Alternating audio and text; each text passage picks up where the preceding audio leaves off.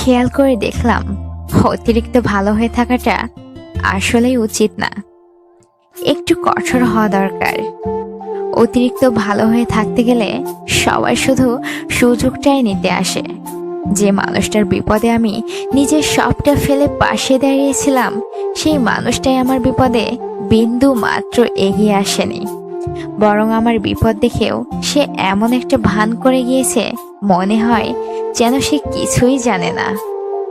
লেখাপড়ায় যে বন্ধুটাকে আমি প্রতিনিয়ত সাহায্য করে গিয়েছি, পাশে থেকেছি, সেই বন্ধুটার আসল রূপটা আমি পরীক্ষার হলেই দেখেছি।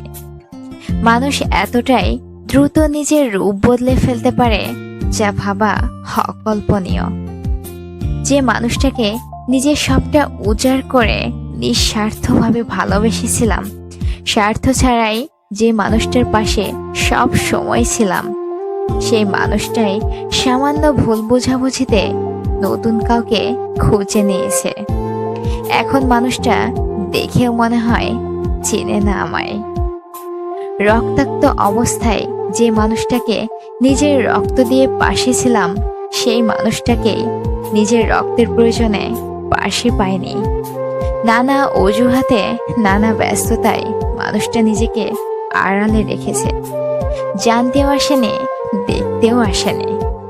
অনেক মানুষের মাঝে কঠিন পরিস্থিতির মধ্যেও যে মানুষটাকে লজ্জা থেকে বাঁচিয়েছিলাম, সেই মানুষটাই সবার সামনে খোঁটা দিয়ে আমাকে ছোট করতে দ্বিতীয়বার ভাবেনি।